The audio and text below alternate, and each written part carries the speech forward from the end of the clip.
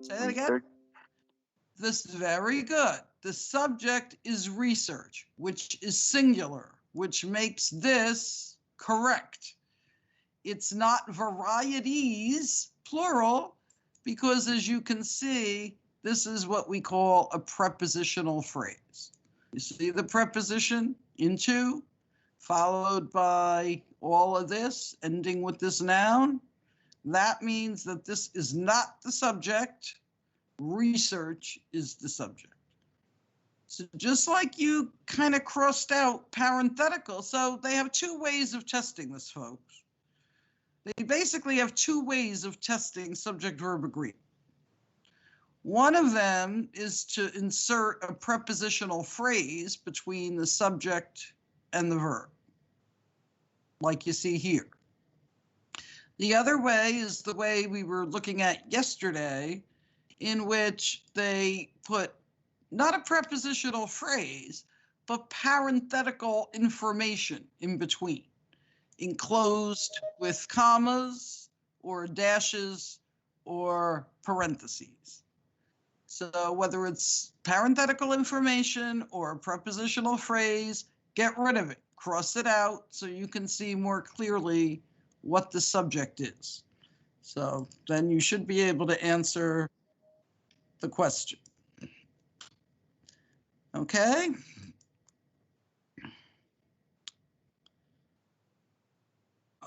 Let's see.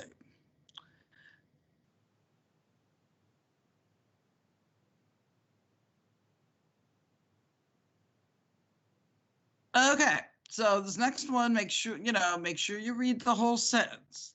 They want to see how this phrase should be written, with what kind of punctuation.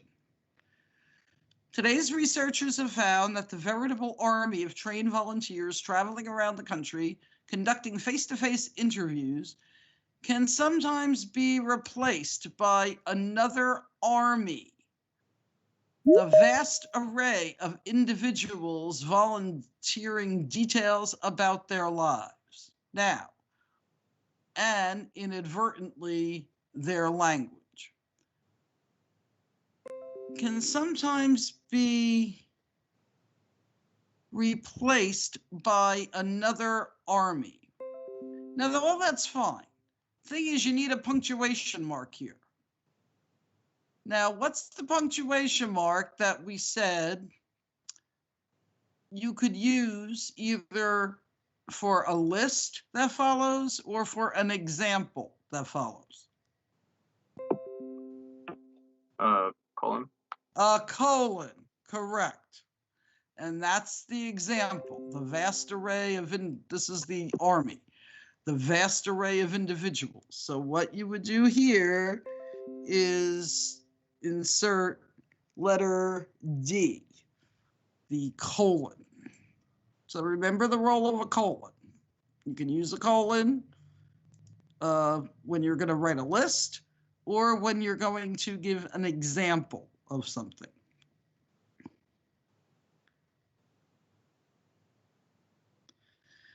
And the next one, believe it or not, is spelling, ladies and gentlemen. I mean, this is really testing spelling. Bryce Russ of Ohio State University, for example, has employed software to sort through postings on one social media site in search of particular words. How do you spell social media site? With an S. With an S. And it's not S-I-G-H-T, it's site, S-I-T-E. Exactly. Cite with a C is what we do with evidence in our essays. We're citing the text. But a social media site is spelled S-I-T-E. In case you're wondering, lady, this is a really good example. Say cite, and cite. This is a really good example of why English is so hard to learn, because we have way too many words like this that are pronounced the same but are spelled differently and mean different things, etc. All right, I looked at this before you guys came on board, and I kind of don't get this next question. I really don't. I really don't get this next question. We'll do our best with it, though, so maybe you guys can help me out with it. They want you to look at this map. And they want you to see that in the darker parts of the country, which looks like the majority of the country, at least geographically, calls soda pop. Then the striped lines states call it Coke, whether it's Coke or not, you know, whatever kind of carbonated beverage it is. And then it shows that, you know, which states in the later areas call it soda.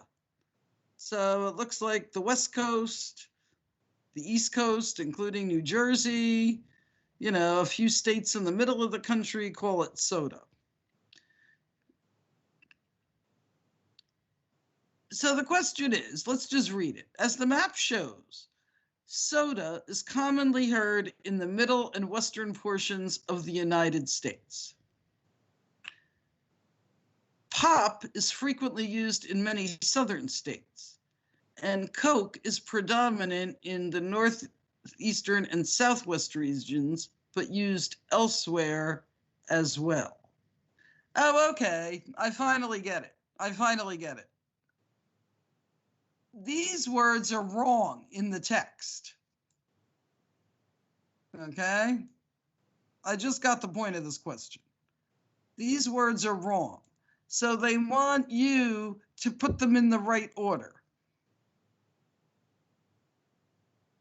What term is commonly heard in the middle and western portions of the United States? What should go first there? Pop. Pop, right. What is frequently used in many southern states? Coke. Coke. And what's predominant in the Northeast and Southwest? Soda. Soda, right? Okay, so I finally get this. So what's the right answer? And what's the right order for these? Which letter? C. C, right. Exactly. That took me a minute to figure out. So, you know, if you get a question like this that's a little bit confusing, really read it carefully. That's the right answer. I didn't read it carefully enough. That was my problem.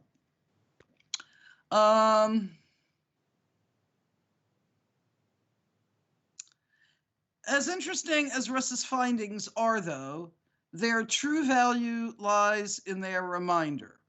All right, guys, how do you spell the word there? You have to know between there, okay, there,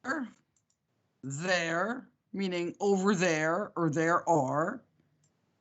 There, this there is a contraction, meaning they are. And this is the possessive pronoun, T-H-E-I-R. So what do we need here? Their true value lies in their reminder. B. It's B. T-H-E-I-R is correct in both places because they're both possessive pronouns.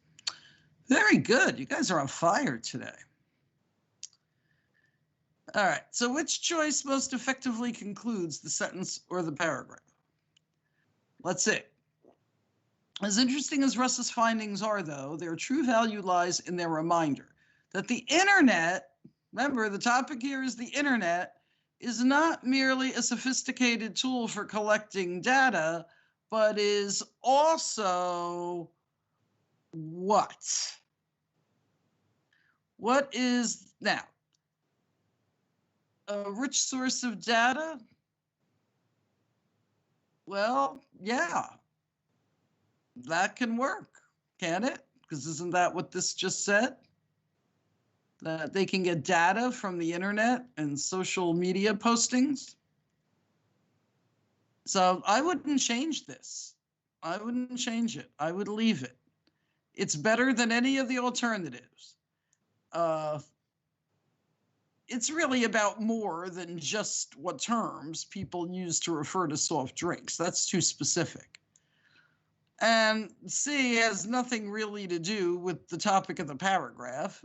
It's not about how we use it for social purposes. And it is helpful to researchers. That's okay. But this is the most specific, and it has the most to do with the topic of the paragraph.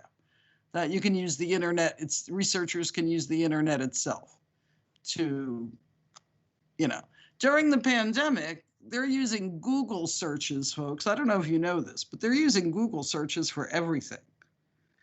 Psychiatrists are using Google search terms to figure out how depressed people are during the pandemic. They're using Google search terms to see what people are watching on TV and what they're interested in and what's going, like the more people search for it under Google, the more conclusions they're drawing about life in America. It's so interesting. If you guys go to college, I'll tell you, one of the most interesting classes you can take in college is called sociology.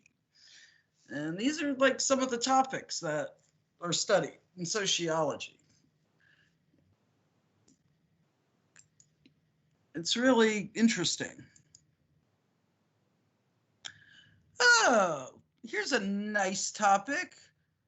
I don't know about today, but 10 years ago, whenever you asked a group of smart high school juniors what they wanted to be when you grew up, at least half the students would always say, I want to be a video game designer.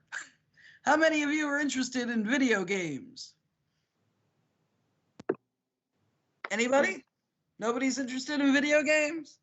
I mean, I play some, but I don't. You play some? Yeah, when like they first were around, and when students first started having access to the internet, they were and that's all they ever wanted to be when they grew up, were video game designers, which is actually a pretty boring job. I mean, it's one thing to come up with the concept for the game, but it's another thing to program it, right? Which is really hard work, right? And make it work. So anyway, that's what this is about. So maybe this will be an interesting passage for you. Creating worlds, a career in game design. If you love video games and have thought about how the games you play might be changed or improved, have you ever thought that?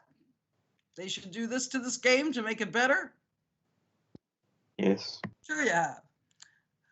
Or if you've imagined creating a video game of your own, you might want to consider a career as a video game designer.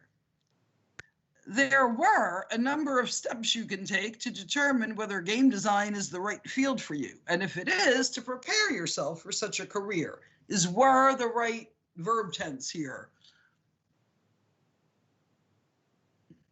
Now, guys, fast. This is an easy one. You got to make up your mind fast on these. Is this the right verb tense? The whole paragraph is written in the present tense. Well, the whole paragraph is written in the present tense, right? The present tense. So it's not that these are in the past. That should say there are a number of steps you can take, not there were a number of steps you can take. So these are the easy questions, guys. And I think you're falling into the trap, some of you, of overthinking some of these questions. All right? Just kind of use your common sense with, questions like that. The word just didn't sound right. There are lots of steps you can take.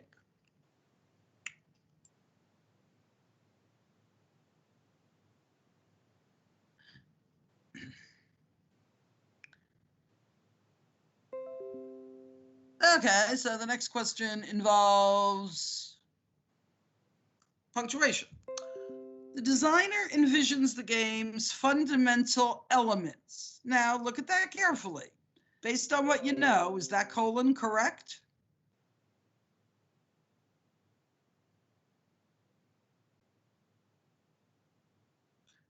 Is anyone still here?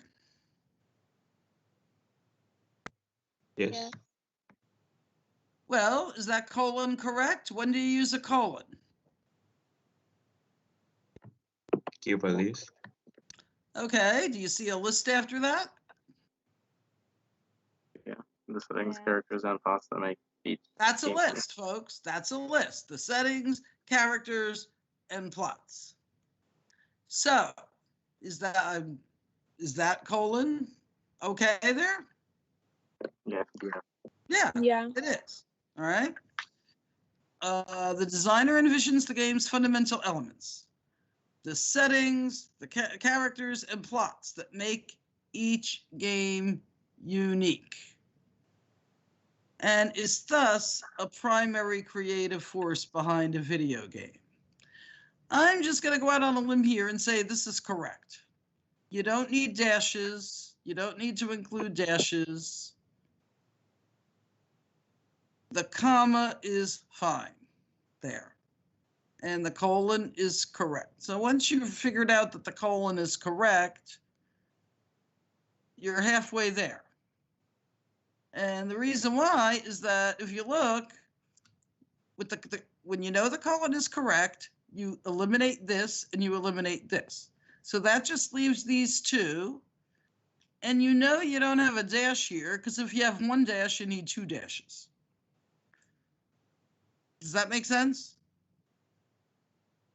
Yeah.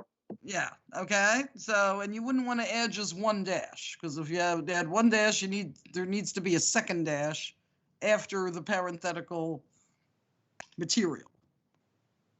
So the only right answer here is no change. Let's try the next one. That one was hard. Conceptualizing a game is only the beginning of a video game designer's job. However, no matter how good a concept is, it will never be translated into a video game unless it is communicated effectively to all the other members of the video game development team. Now, the way this is written right here, this is what I would call a run-on sentence. Try to remember what we learned yesterday about sentence structure. Is this a complete sentence? Is that a complete idea? Yes. Yes, it is. Now look after the however. No matter how good a concept is, it will never be translated into a video game unless it is blah, blah, blah. That's a long sentence. Is that a sentence? Is that a complete sentence? Yes. Yes, it is. So, we said yesterday, the only way to connect two complete sentences is through fanboys or a semicolon. But you don't have that choice here. You see how you don't have that choice here? There's no semicolon in any of the answer choices. So how can you fix this run-on sentence? What can you do?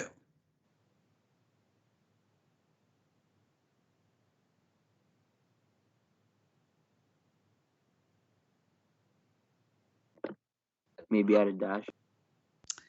No, I don't think you want to add a dash, because as we just said, the only correct way to do this is to include fanboys or a semicolon.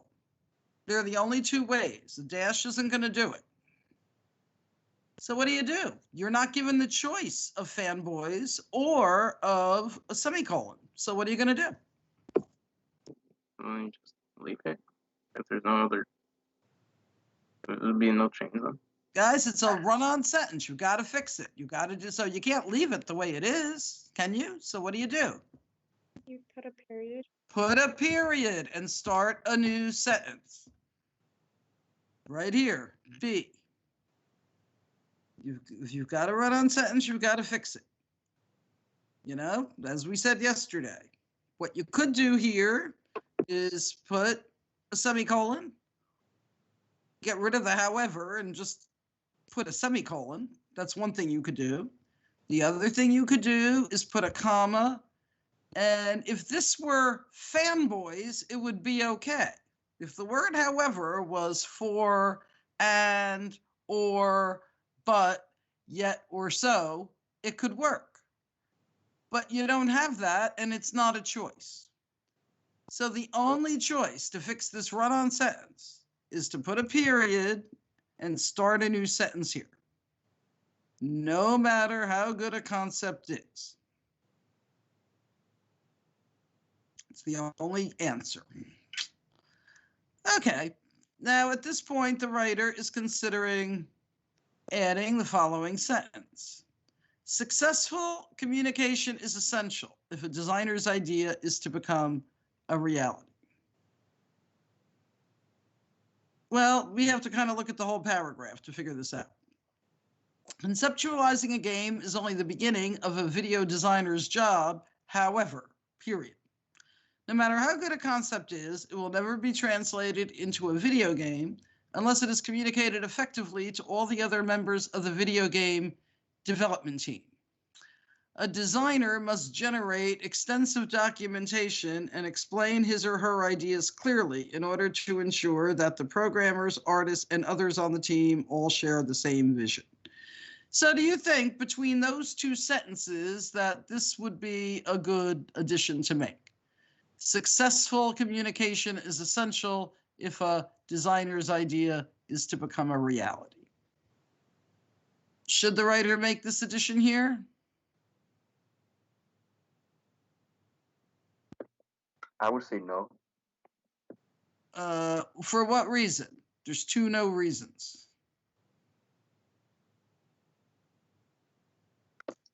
D. Did you say D? I couldn't hear which letter you said. Did you say C or D?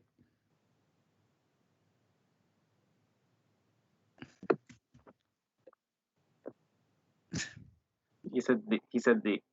No. He's right. Don't be shy. You're right. When you're right, I want you to shout it from the rooftops. Isn't it redundant? Isn't it? Didn't they just say that? Yeah. Right? In that previous sentence? Doesn't it use the word communicated effectively to all other members of the game, right? This is just saying again what was just said in this sentence. So very good. You don't have to include it. It just reformulates the thought. It just says it over again in different words. It's redundant, expressed in the proceeding. Remember I said that before? Be careful. They hate when things are said twice, unnecessarily. And that would be saying it twice. It's really just a restating of the previous sentence that they already said. All right. What choice results in a sentence that best supports the point developed in this paragraph? Let's see where we are.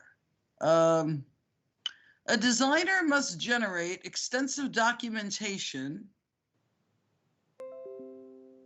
and explain his or her ideas clearly in order to ensure that the programmers, artists, and others on the team all share the same vision. Now, do you need to change this? Or is this pretty clear about the need for effective communication? It's pretty clear. Yeah, it's pretty clear. And it's on topic. And none of these, the rest of these, are on topic. So you would not make a change there. Now, what does likewise mean as a transition? It means in the same way. So anyone considering a career as a video game designer must be skilled writers and speakers. Now, is likewise really the right, when you say likewise, you're giving a different example of something that you're discussing. But this here, you're more or less staying on the same topic. Consequently would be a better choice here. As a consequence of having to be a skilled communicator, anyone considering a career in this, you must be a skilled writer and speaker, because communication with your team is absolutely very, very important. So consequently, I think would be a stronger transition there. Now, let's see if we can do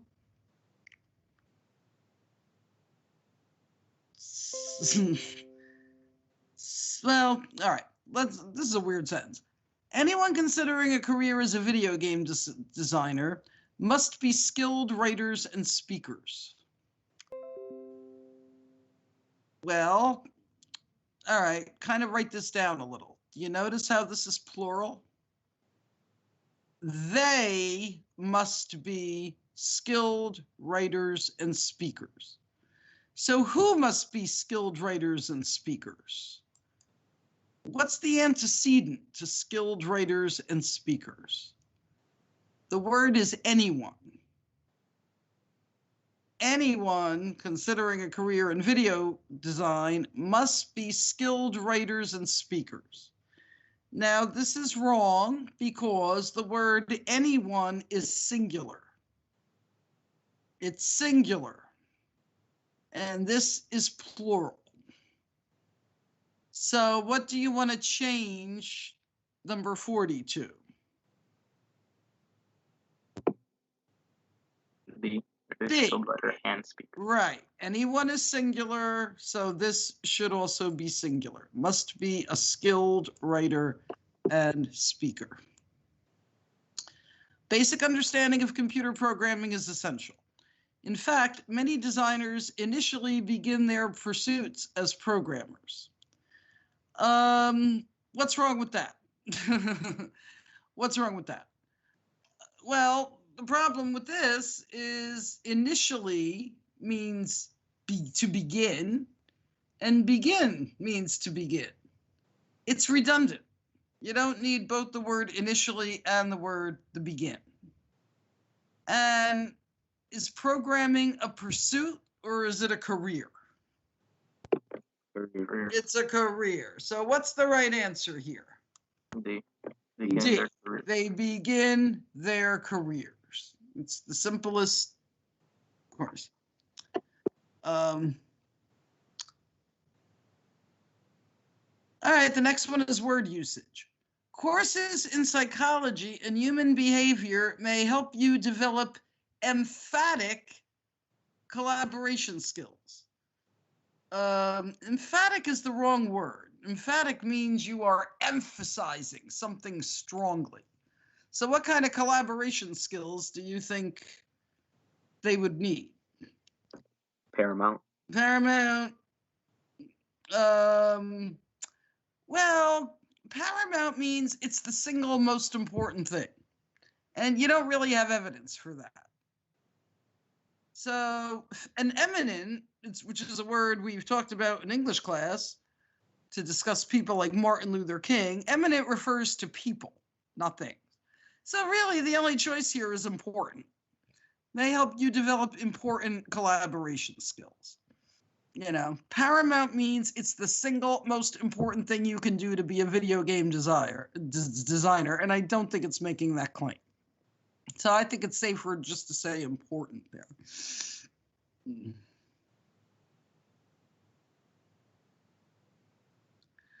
Although demanding and deadline-driven, video game design can be a lucrative and rewarding field. Does that sound right? Does that sound like anything's wrong with it?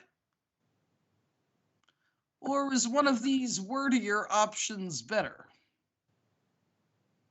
It sounds fine. It's fine the way it is, right. You have no need to add these extra words to it. Good. Can be a lucrative and rewarding field. Lucrative, by the way, in case you don't know what it means it makes you a lot of money. Who love gaming and have prepared themselves with the necessary skills and know. So to make this paragraph most logical, sentence 5 should be placed where? Okay, so let's go back and look. What's sentence 5? A designer also needs careful educational preparation. Finally, because the designer should understand the business aspects of the video game. All right. So where do you need this little introductory sentence about education? Where do you need it? What would be? Okay, let's look at it. So that sentence introduces what kind of education designers need. So where would it go? A basic understanding of computer programs is essential. In fact, many designers initially begin their careers as programmers. Consider taking some computer science, general computer science courses, as well as, so this is about the specific classes people need to take. So wouldn't this go, wait, where is it? Wouldn't sentence 5, a designer also needs careful educational preparation, that would go where? Before the sentence that starts talking about the specific classes. So this sentence 5 should be placed after sentence 2, because it's introducing this topic of the specific courses that should be taken. Okay, that's where sentence 5 should be. After that sentence. Well, after, wait, no, that wasn't even a choice. So I guess we would have to put it after sentence 1.